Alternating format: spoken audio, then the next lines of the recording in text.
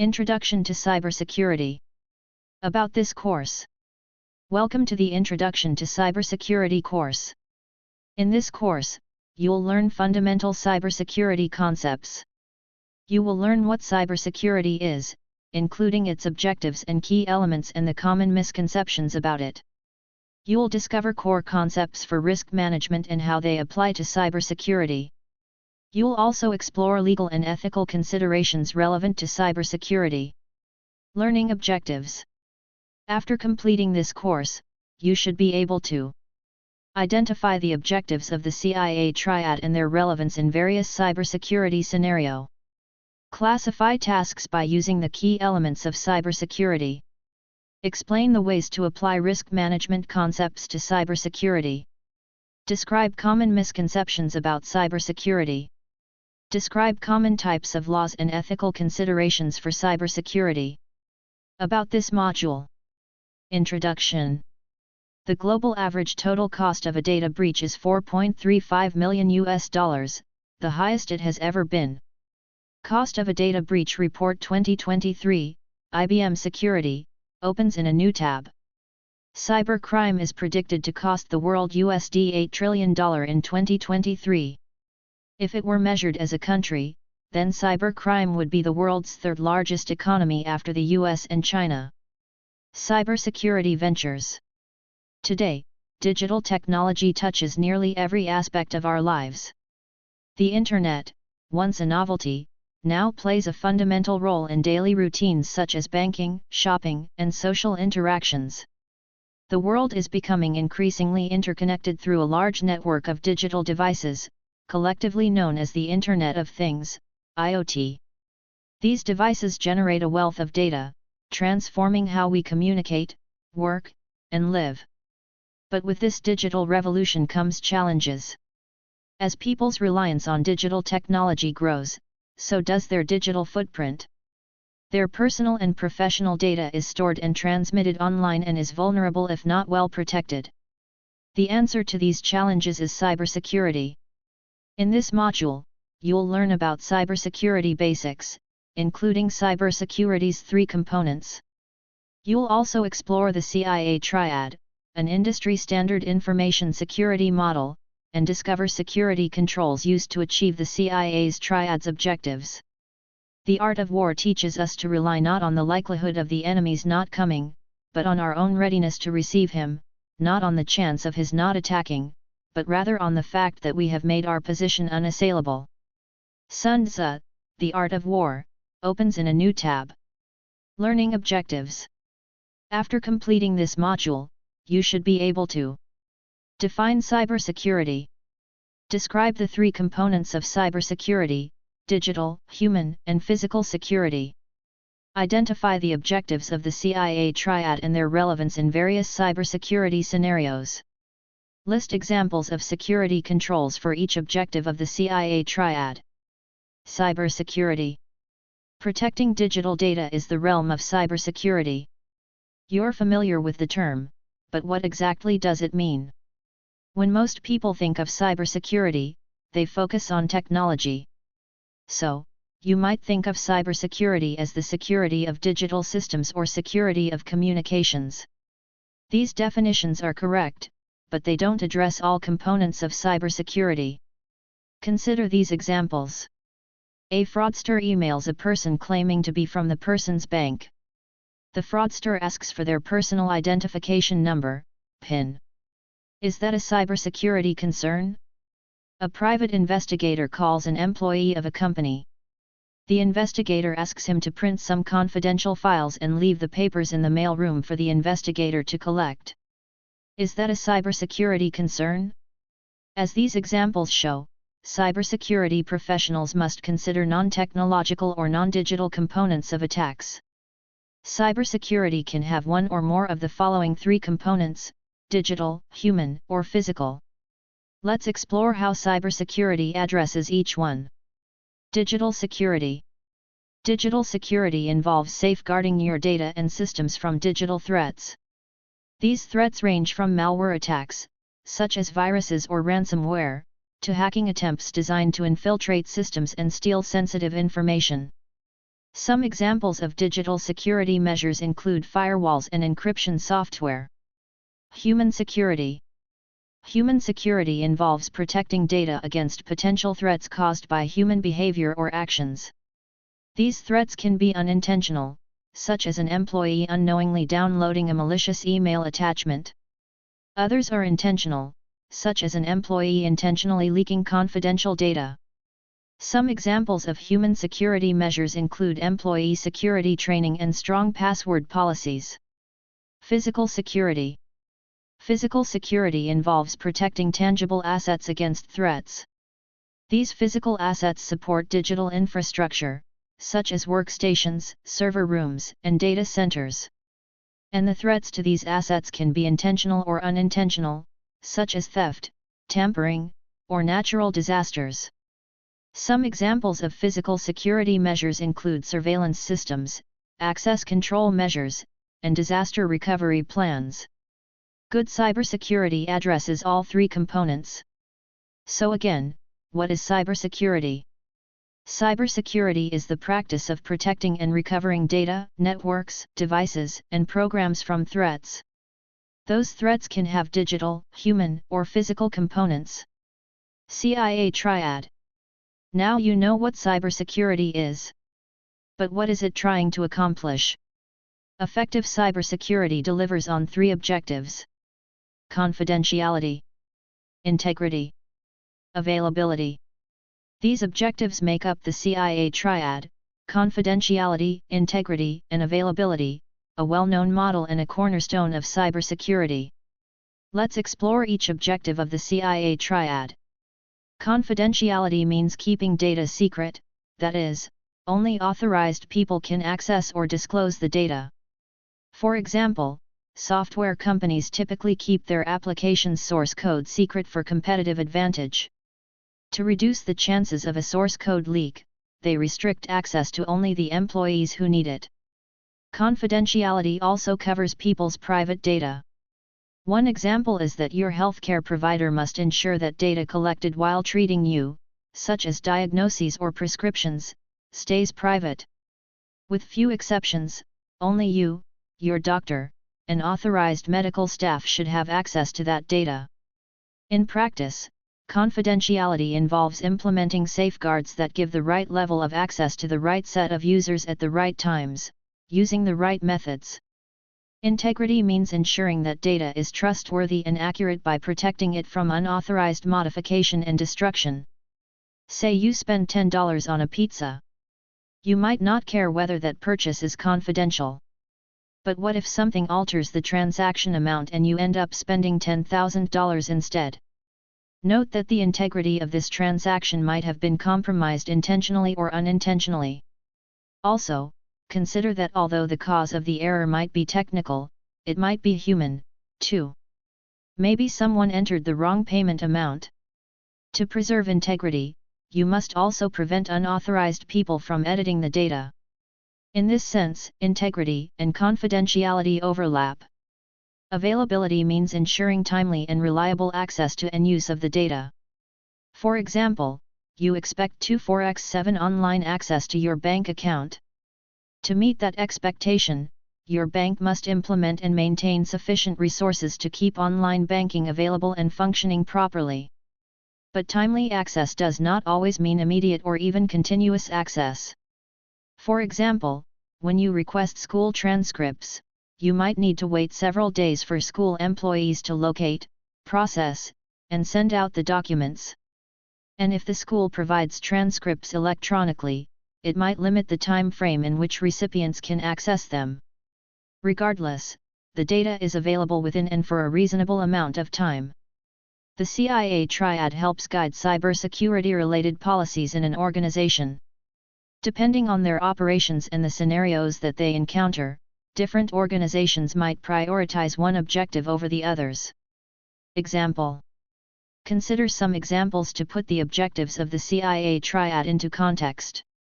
Confidentiality might be the most crucial objective for government intelligence agencies. These agencies handle sensitive data relevant to national security, ongoing investigations, intelligence reports, and other classified information. An unauthorized leak of this information might help criminals plan more successful illegal activities. It might even put lives in danger. Integrity might be the most crucial objective for banks. Financial transactions, central to banks' business, rely heavily on data's accuracy and consistency. Unauthorized modifications, deliberate or not, can lead to significant financial losses or legal repercussions. Availability might be the most crucial objective for an online retailer. As a customer, you probably expect to be able to shop for anything you want online, any time of day. Any downtime, lag, or disruption in services might lead you to take your business elsewhere.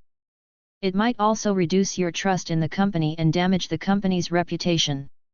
Companies want to ensure that their website maintains constant uptime, loads quickly, and processes transactions without errors. Controls. Controls. To meet each objective of the CIA triad, you need controls. In cybersecurity, controls are safeguards or countermeasures to avoid, detect, counteract, or minimize security risks to physical, tangible, or digital property. Let's explore examples of controls for preserving confidentiality, integrity, and availability. Controls for confidentiality. Consider these standard controls for preserving confidentiality. Encryption converts your data into a form that only someone with the decryption key can understand. Access controls are measures designed to ensure that only the correct people can view, modify, or share data. If you use password protection, you're using an access control. Access controls also include biometrics, such as fingerprints or retinal scans, that ensure that only authorized people can access the data. Patch management involves updating system software. Regularly updating system software fixes potential security weak points that attackers can exploit. Controls for integrity. Consider these standard controls for preserving integrity. Checksums are mathematical algorithms that generate a unique value for a data set. If the data changes, the checksum will also change, alerting you to the alteration. Access controls and user permissions can limit who can change data and what changes they can make. Data backups can help restore data to its correct state if changes occur. Audit trails can track and record all changes made to data. They give you a clear record of who made a change and when they made it. Controls for availability. Consider these standard controls for preserving availability. Redundant systems and data backup procedures help protect against data loss or system failure. You might use multiple servers or store data in multiple locations.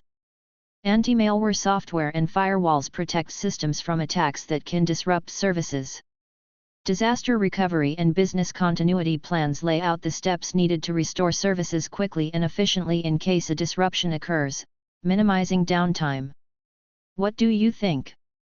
Let's explore how the objectives of the CIA triad relate to your day-to-day life by evaluating assets that you likely value. In cybersecurity, an asset is something valuable to its owner. Assets can be digital or physical. For example, a program or code is a digital asset, and a server is a physical asset. Sensitive information can also be called information assets. For example, information assets can include information contained in databases, research reports, or healthcare records. Consider your personal bank account, photo library, social media account, and mobile phone. How would losing confidentiality, integrity, and availability impact you for each asset? To answer this question, you can use the following 1-5 scale. 1 low consequence, the loss would have no noticeable impact on your day-to-day life. 3 medium consequence, the loss would have a minor impact, resulting in a couple of hours of lost time. 5 high consequence, the loss would have a life-changing, massive impact that might last months or years. The highest rating will calculate automatically so you can compare how you value your assets and priorities. Example. To understand how to apply the rating system, consider the following example of an online debate submission. A loss of confidentiality for the author might be serious, depending on how much they value their anonymity. Assume the author thinks that losing confidentiality is annoying but will have only a minor impact. It gets a rating of 2. A loss of integrity from another person editing the submission can start an argument, leading to wasted time making updates.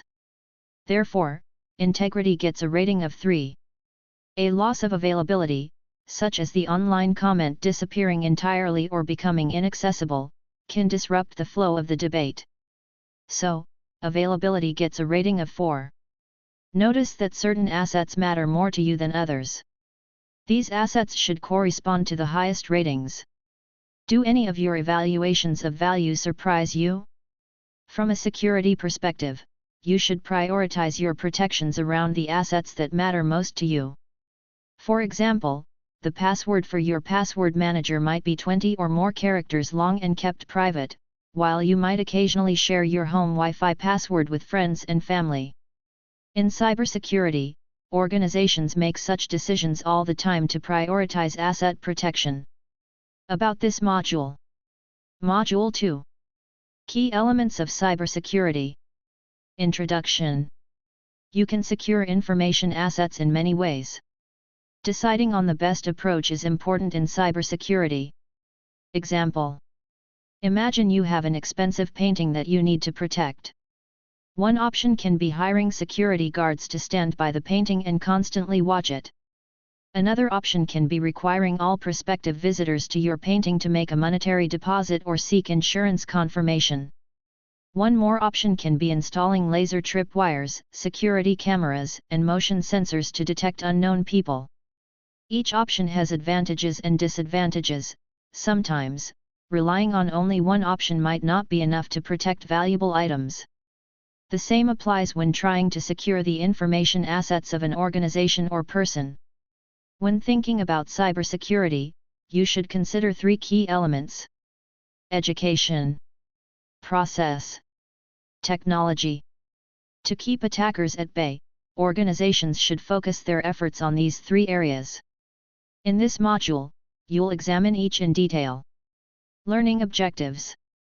After completing this module, you should be able to describe the key elements of cybersecurity, education, process, and technology.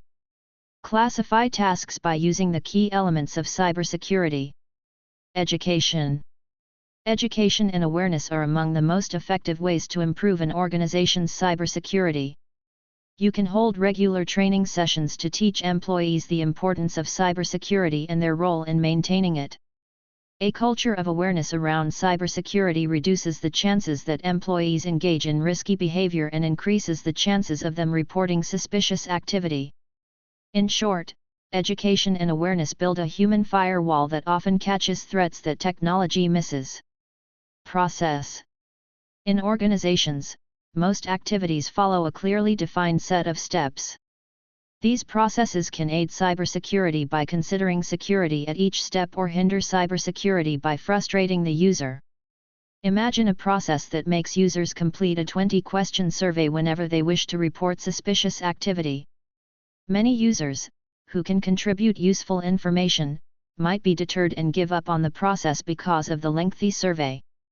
A line representing a pathway splits into 3 branches, each going in a different direction. Good processes have the following attributes. They are clear and as easy as possible. During the process, what to do at every stage should be obvious. Processes should not use unnecessary jargon or be ambiguous. They are accessible or well known. All users who can follow a process at any stage should know how to access the process. A good example of this commonly being done well is with fire evacuations in buildings. Most people know where the nearest evacuation points are because of good signage. They are consistent. Processes should not contradict each other, if possible. If a process has a lot of exceptions or deviations, it increases complexity. Later, you will learn how cyber attackers can exploit this inconsistency during attacks. Technology. Technology is all your organization's underlying infrastructure. Within cybersecurity, this infrastructure typically includes controls such as device encryption, network perimeter defenses, and anti-malware technologies.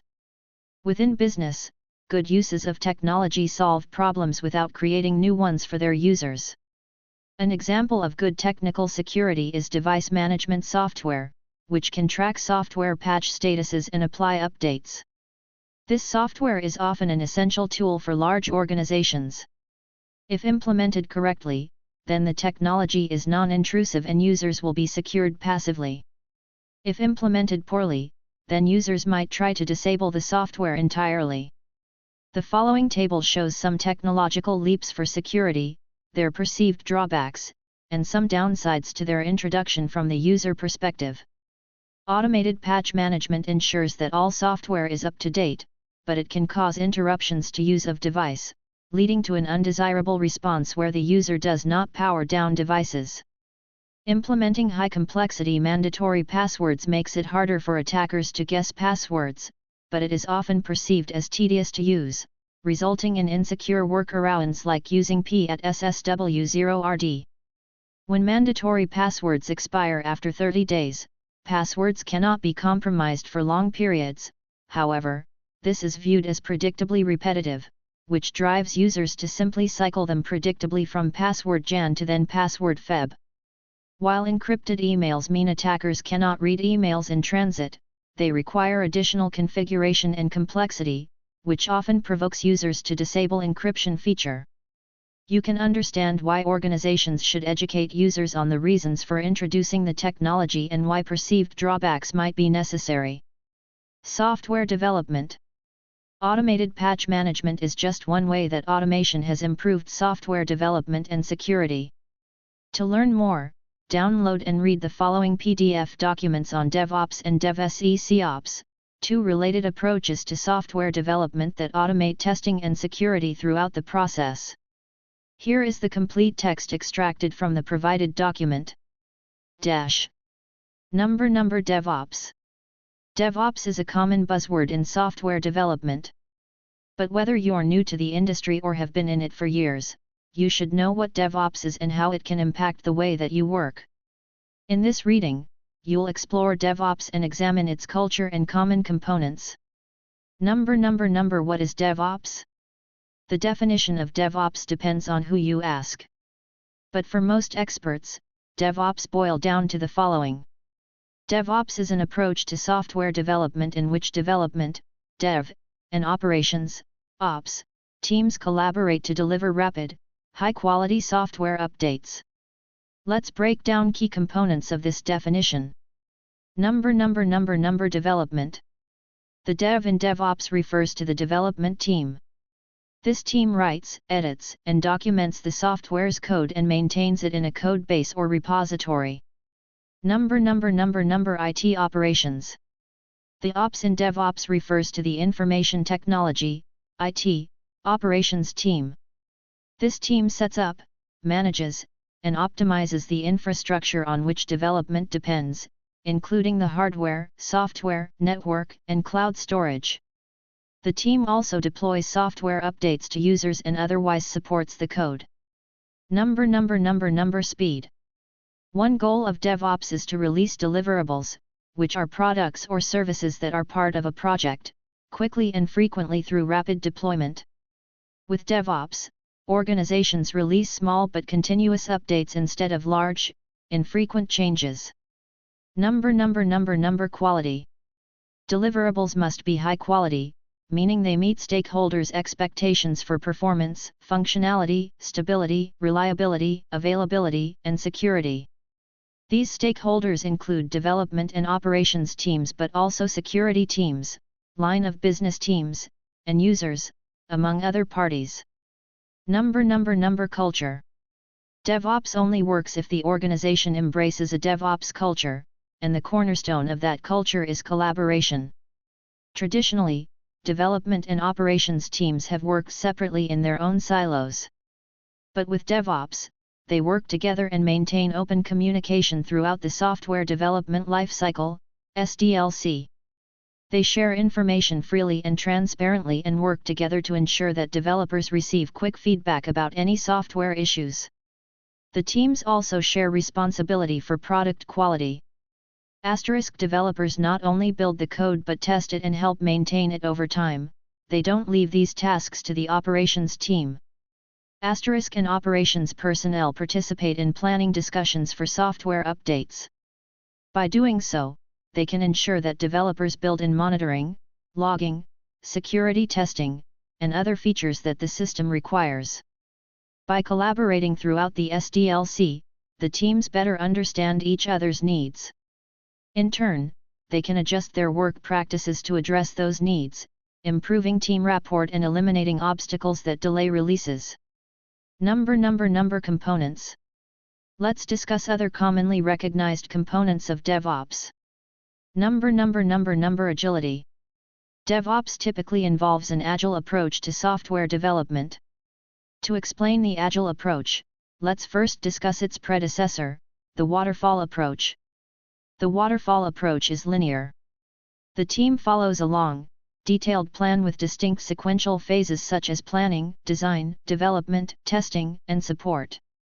This plan specifies deadlines for each phase and responsibilities for each team member, and the goal is to execute the plan as precisely as possible. But this approach presents several problems for software development. Asterisk as the project moves forward, developers might encounter obstacles or think of new, better ideas, and clients might change their requirements. Yet the rigid plan makes adapting difficult and sometimes costly.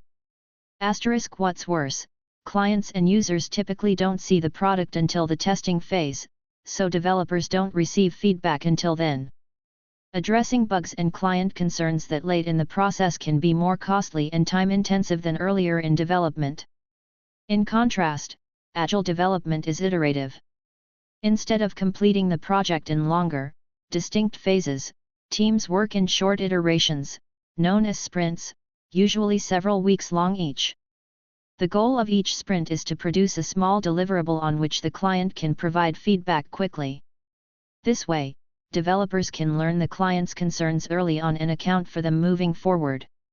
Plus, testing occurs throughout each sprint instead of late in the project's timeline, so teams identify and fix bugs sooner rather than later. Like a waterfall project, an agile project still has an overall goal. However, the plan is less detailed and more flexible to accommodate new ideas and requirements. In short, the agile approach is ideal for DevOps. Asterisk focusing on brief sprints, small deliverables, and continuous testing meshes well with DevOps's goal of frequent, high-quality software updates. Asterisk developers and operations personnel can quickly adapt to changing project demands and quality standards. Microservices. To speed up deployment, DevOps requires an application design focused on microservices. A microservice is a small, independently functioning component of an application that can work with other components to comprise the complete application. In traditional development, developers build all parts of an application into one large, monolithic piece. When adding a feature or fixing a bug, developers must redeploy the entire application. But when using microservices, developers only need to edit the relevant component, not the entire application. These smaller scale changes make updates quicker and reduce the risk of breaking the application. Automation. DevOps involves using tools to automate code's movement through the SDLC. Take testing, for example. Code must undergo different levels of testing throughout its life cycle, and various tools can automatically run the appropriate tests for each stage. Tools can also prepare and configure infrastructure components, monitor performance and security issues, identify incompatible components or assets, and deploy code to production. Automation reduces the time to deployment and the chance for human error. It also frees developers and operations personnel to focus on coding, problem solving, and other crucial tasks to improve the product. Continuous integration and continuous delivery. Continuous integration and continuous delivery $CI/CD are two automated processes essential for DevOps. Continuous integration, CI, is a process in which developers regularly integrate small pieces of newly written code into their main code base. The code undergoes automatic testing, and the code base manager reviews and approves it before integration. Continuous delivery, CD, comes next. It's a process that sends this new code to a pre-production environment to verify that it's ready for quick and safe deployment to production. Here, the code undergoes additional testing and review, and then moves to production. CI/CD is invaluable to DevOps. It automates testing, saving time otherwise spent manually testing code and providing instant feedback to developers about bugs. It automates cybersecurity checks such as application and vulnerability scanning, which are standard parts of DevSecOps, DevOps with security built in. Frequent testing, scanning, and review also mean higher quality code. CI/CD automates deployment to the pre-production environment. With CI/CD, updates get to production quicker and with less effort. DevSecOps. One goal of DevOps is to deliver rapid, high-quality software updates. And for software to be high quality, it must meet stringent cybersecurity requirements. That's where DevOps Security, or DevSecOps, comes in.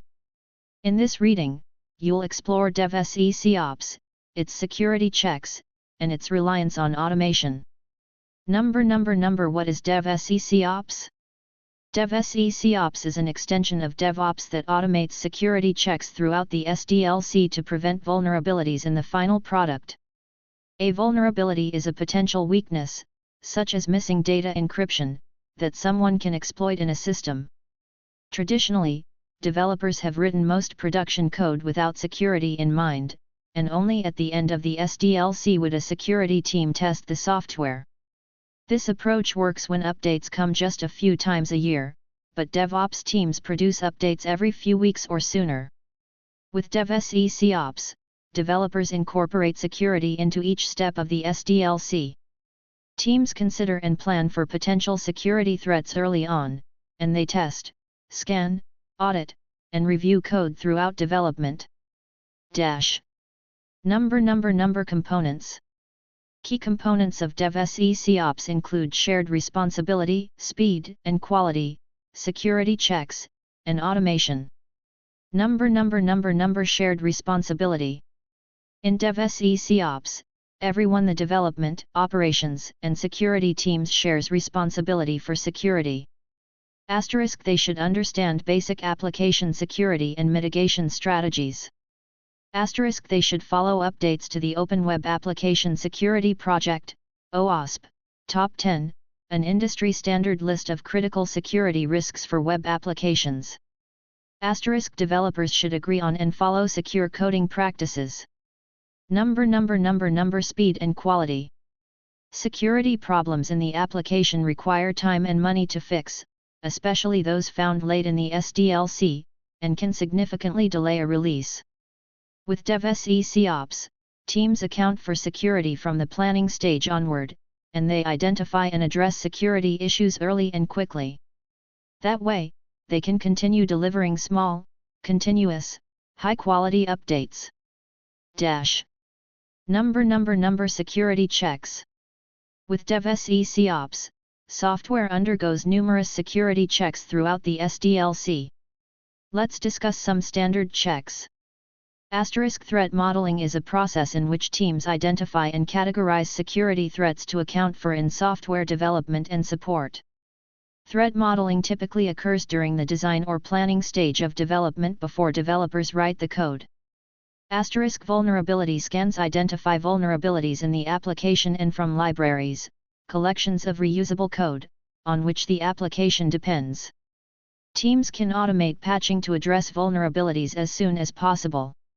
Two common vulnerability scans are static application security testing and dynamic application security testing. Static application security testing, SAST, tools scan for vulnerabilities inside the code and its libraries. Static means that the application is not executing, it's at rest. Dynamic application security testing, DAST, tools detect vulnerabilities observable outside the code while the application runs. To do so, these tools simulate real hacking techniques such as SQL injection to discover weak spots that cybercriminals can exploit. Secrets detection scans search for secrets that developers accidentally leave in code or configuration files. Secrets are sensitive credentials such as passwords and encryption keys, and organizations must protect them from leaks. If secrets find their way into the application's code base, cybercriminals might find them.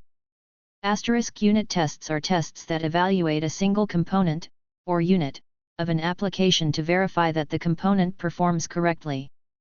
These tests run when developers submit newly written code for integration into the software's main code base. In DevSecOps, developers design additional unit tests, called security unit tests, that check for security issues.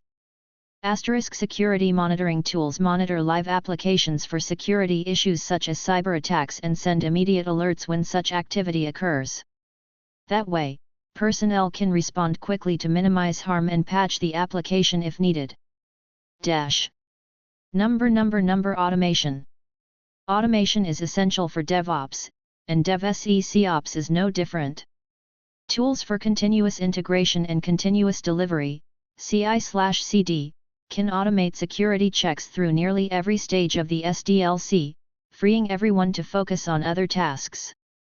Automation tools verify that the code passes security unit tests and that software dependencies are on their latest patches. SAST tools detect vulnerabilities in new code before developers incorporate it into their code base. DAST tools evaluate updates in a pre-production environment. Tools can automate configuration of systems and services, ensuring security compliance and reducing human error. What do you think? Think of a time when you examined your personal digital security for your computer or devices. Then, consider the following questions. Now apply what you've learned to explain how each key element of cybersecurity applies to the following examples. An online bank account. A company-provided laptop. Enter your response in the provided text box. Writing an answer is a good way to process your thoughts. These answers are for your use only. You have the option to download your response and save it. It will not be saved in the text box when you move on in the module. About this module. Introduction. Risks are part of everyday life and something that we are all instinctively familiar with. A risk is the possibility of something happening with a negative consequence. Managing risk is at the heart of most businesses and the core of many industries. For example, think of the insurance industry. An insurance company assesses the risk associated with insuring a person or entity. First, it determines the likelihood of an incident and the probability of someone making a claim if the incident occurs. Then, it sets premiums accordingly. It absorbs the potential financial risk from its clients in return for these regular premium payments. Good businesses understand and manage risks effectively to give them a competitive advantage. In this module, you'll explore some key concepts about risk and how they apply to cybersecurity. Learning objectives. After completing this module, you should be able to choose the best questions to answer when determining risk value. Describe the 4 responses that organizations can choose to address risk. Contrast high and low risk appetites. Risk valuation. All risks are not equally important. Some risks require urgent attention, while others can be ignored. More significant risks are known as high risks. You can use this basic equation to calculate the value of a risk. Risk value equals consequence times likelihood. Consequence is the impact and associated damages. Likelihood is how often the risk impact occurs. The risk value equation quantifies the significance of a risk. It's the product of the potential consequence of a risk occurring and the probability of its occurrence. If the consequence of a risk is high, severe impact, and its likelihood is also high, very probable, then the risk value will be significant. This high risk would require immediate attention and mitigation. A risk with a low consequence or likelihood wouldn't require such immediate attention. Ideally, for mathematical reasons, it would be great if good statistical information existed for every risk. If, for example, you know that 1 in 10 cars will experience a flat tire in a given year, then you can easily work out the associated risk value. Example. An example of the risk value equation applied to the previous flat tire scenario might be as follows. Someone might lose a day's productivity because they got a flat tire on the way to work. The consequence of this risk is the loss of 1 day of work. Though this consequence is annoying, remember that the likelihood of the risk is low, 1 in 10 cars a year. Thus, you might assess the overall risk value to be low. In cybersecurity, likelihood is hard to measure directly because of the constant evolution of technology and the involvement of outside attackers. Generally, the likelihood of an organization experiencing an attack depends partly on 3 attributes. Likelihood equals adversary capability times adversary motivation times vulnerability severity. Let's examine some key terms in this equation. Adversary is a general term for an entity that wishes to compromise an information system. Adversary capability includes the attacker's resources, technology access, and expertise. High adversary capability indicates that the attacker has the tools, means, and proficiency to exploit vulnerabilities, thus posing a greater risk. Conversely, an attacker with low capability might not be able to exploit complex vulnerabilities, thus posing a lesser risk. Adversary motivation is the incentive or reason that drives an adversary to attempt a cyber attack. This motivation can come in various forms, such as financial gain, desire for information, political influence, or simply the thrill of disruption. Vulnerabilities are potential weaknesses within a system that someone can exploit to compromise it. For example, a vulnerability can be a login process that does not authenticate a user accurately. Example. Let's consider an example to demonstrate how the equation for likelihood works. Imagine that a recently formed hacking group targets a bank. The malicious group is interested in stealing users' banking login details and passwords. You might assess the adversary capability as low because their organization is new and might not have the latest technology or resources to develop their own tools, if required. You might assess their motivation as high because they can attempt multiple attacks over a period of time.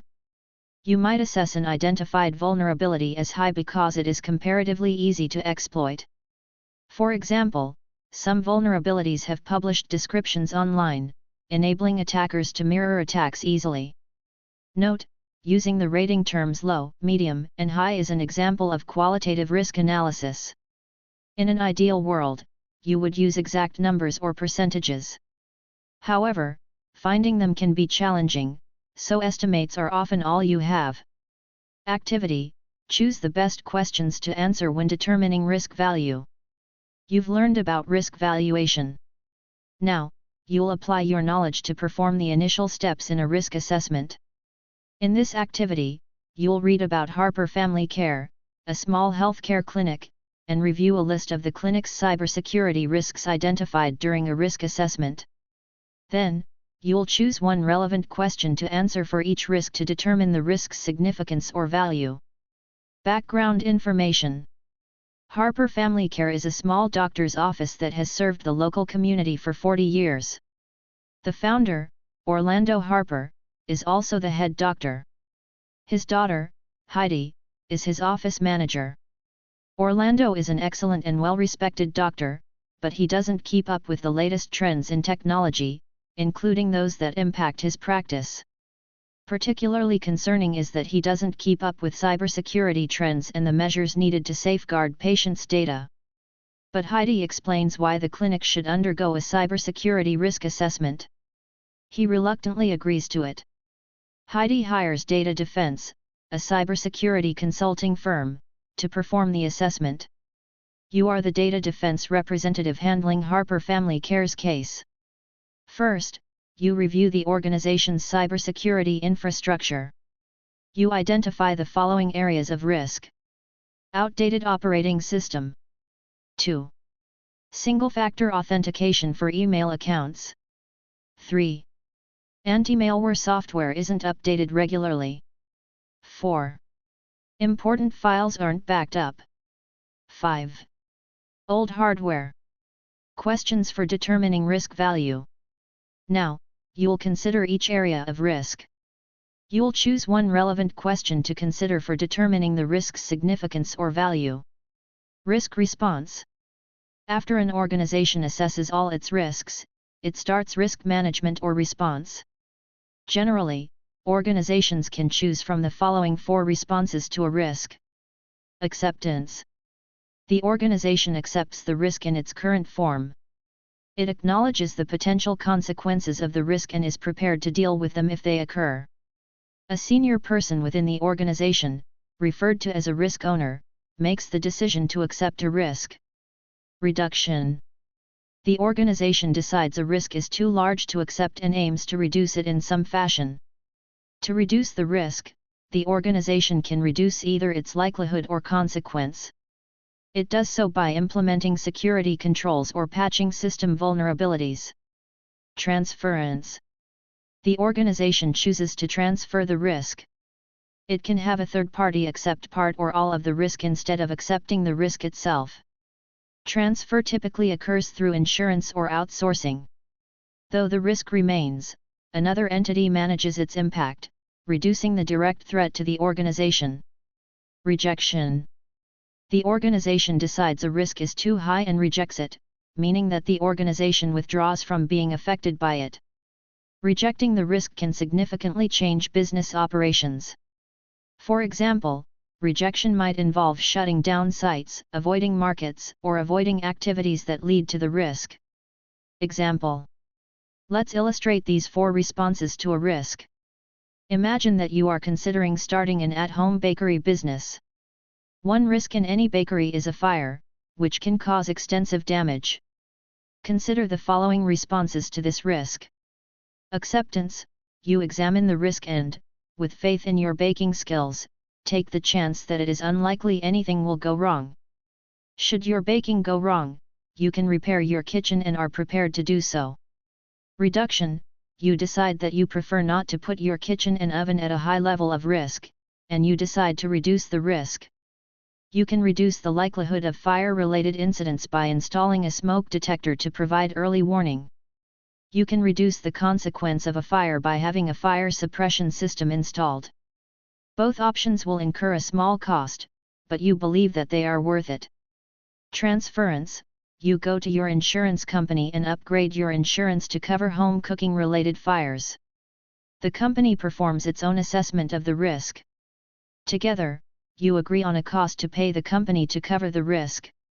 Should your oven catch fire, the company will cover the costs.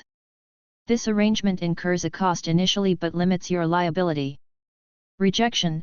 You decide that the oven-related fire risk is too high. You can change recipes to make cakes without using an oven or not start your business in the first place. This example shows that even in simple situations, you have many factors to consider. Businesses with rapidly changing IT technology face many continually evolving risks. Risk management is a full-time job in many companies and guides a lot of both strategic and tactical decision-making. Risk appetite. A risk appetite is the level of risk that an organization is willing to accept. An organization has a high risk appetite if it is willing to accept a high level of risk. An organization has a low risk appetite if it does not like accepting risk. In cybersecurity, risk appetite refers to an organization's willingness to accept the potential consequences of cyber attacks. Organizations with a high risk appetite might take bold initiatives, using the latest technologies and potentially vulnerable systems, to pursue significant competitive advantages. They accept the risk of potential cyber attacks, but also have robust contingencies for when breaches occur. Conversely, organizations with a low risk appetite are more cautious in their approach to cybersecurity. They might prioritize stability and reliability over competitive advantage, focusing more on protective measures such as firewalls, encryption, and regular system updates. These organizations aim to minimize the risk of cyber attacks as much as possible, even if doing so means missing out on certain opportunities. Note that neither approach is better. An organization's level of risk appetite should align with its overall strategic goals and resources. It should also vary by the potential impact of cyber attacks on its operations and reputation. What do you think? Think of a risk that you have recently encountered in your life. What was the risk and your response to it? Did you accept, reduce, transfer, or reject it? Enter your response in the provided text box. Writing an answer is a good way to process your thoughts. These answers are for your use only. You have the option to download your response and save it. It will not be saved in the text box when you move on in the module. Now, apply what you've learned about risk management in cybersecurity. Think of a life event that you have experienced that involved a cybersecurity risk. Some examples include opening a bank account, creating a new social media account, or setting up a home internet network. About this module. Module 4. Common misconceptions about cybersecurity. Introduction. There are a lot of misconceptions about cybersecurity today. They range from unrealistic Hollywood cliches about the process of attacking a computer system to outdated stereotypes of people who work in the industry. In this module, you learn about some common misconceptions about cybersecurity. Learning objectives. After completing this module, you should be able to describe common misconceptions about cybersecurity. Misconceptions. Let's examine a few common misconceptions about cybersecurity and gain clarity about them. Everyone who works in cybersecurity comes from an IT background. Most cybersecurity roles rely on IT in part or entirely. But not all the roles firmly depend on that background. Because cybersecurity covers so much, employers search for talent in many areas. Skills range from people management and communication to mathematics and data science.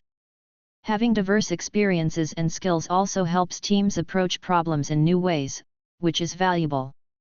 All hackers are criminals. The term hacker historically refers to someone who enjoys adapting things and discovering how they work. This definition got mixed up with people who illegally tried to gain access to computer systems to hijack their operations. Today, thousands of computer hackers are employed in a variety of IT roles and contribute toward the legal understanding of IT systems as part of many businesses. Their curiosity and drive are invaluable in ensuring that organizations build IT systems safely and securely. Cybersecurity is something I can't do. Because of the constantly evolving areas in cybersecurity and its vast scope, the field offers something for everyone. The diversity of roles requires a great diversity of skills. Those skills can range from strategic analysis and anticipating the evolving landscape of IT businesses to vigilance and patience in system monitoring roles. Note that a lot of education and training is available for anyone wanting to advance in this field. I'm too old or too young to work in this industry. A good litmus test for the diversity of a team is to check how many decades are covered by the team's composition. A good team will have a diverse range of experiences and life views. Cybersecurity needs to examine problems with both fresh and experienced perspectives. With such a diverse team, you get a range of ideas and solutions instead of narrow, one-sided views of problems. What do you think? At this point in your learning, what assumptions do you have about the cybersecurity industry? About this module. Module 5. Laws and Ethics. Introduction. Cybercrime is quite a new concept, having only developed within the last 30 years. Before that, people who used computers maliciously had to be prosecuted using a combination of theft and telegraphy acts, which were not that applicable. Today, a wide-ranging set of international laws govern the use of computing technologies and the protection of the information residing within them. These laws affect everyone, and all cybersecurity professionals should have a basic understanding of them. This module will provide a quick overview of common types of laws and the importance of considering ethics in the digital world. Learning objectives. After completing this module, you should be able to describe common types of laws for cybersecurity. Explain some of the most important ethical debates in cybersecurity. Common types of computer misuse laws. Let's review some features or concepts common in computer misuse laws worldwide. Important note. Laws are not the same across the world. They can vary greatly by country. You should check and abide by the relevant laws for the country you live in or travel to. Some governments have written their laws to be more prohibitive than others so that illegal action in one might be illegal in another. If you are in doubt, seek legal advice. Unapproved use or control of a computer device. Many laws prohibit unauthorized or unapproved access or use of a computing device. This catch-all barrier means that hijacking computers through technical material or forcing access to a person's account is banned. These laws can catch people for circumventing broken controls such as authentication. Example. An example is placing a fake login screen on a website to steal a set of user passwords and using them to spy on someone's account. Preventing others from legitimate use. These laws attempt to cover attacks on the availability of computer resources, such as networking capabilities. Actions that degrade the quality of service for others, or prevent it entirely, will usually be covered within these laws. Example. An example is overloading a server or networking switch by sending it too many packets of information to process. Aiding other criminals or designing malware. These laws refer to helping others commit computer misuse offenses, such as being an accomplice. One such way of helping others is by writing malicious software, commonly known as malware. The intent behind these laws is to help with breaking up criminal gangs. Example. An example is producing a program in which an attacker can access another person's machine remotely without the owner's awareness. Other notable cybercrime laws. Cybercrime laws aren't limited to computer misuse. Let's explore other notable laws common in numerous countries. Unauthorized data alteration. Laws exist to prevent unauthorized alteration, deletion, or blocking of personal data. Unauthorized alteration includes altering data in a way that can harm a person or an organization. Example. An example is an attacker hacking into a financial institution's database and changing account balances.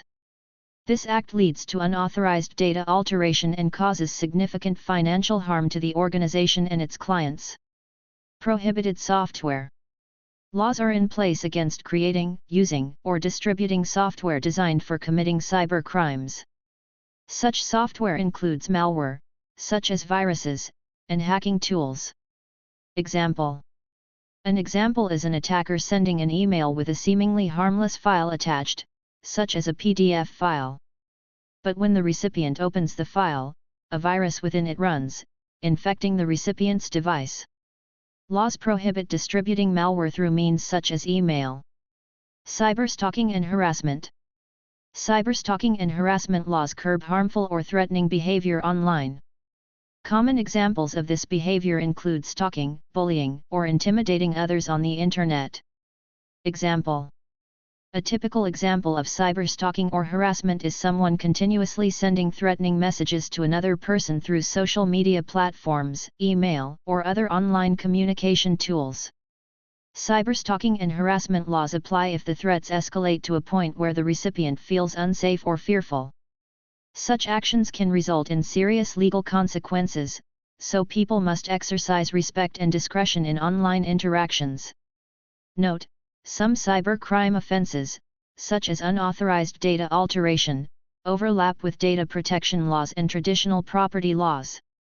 Should a cybercrime result in the theft of intellectual property, the crime might be examined as a case of theft. In IT security, the golden rule before experimenting on a device is to get the required permissions or level of access from the owner.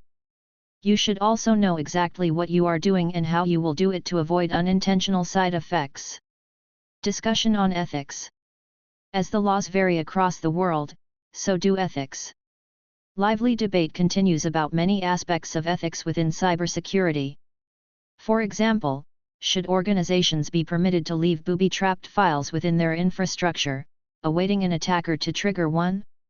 Many argue that this practice is ethically sound. But under most legal frameworks, such an action is illegal because the trapped files are considered malware. Let's examine some of the most important ethical debates in cybersecurity today.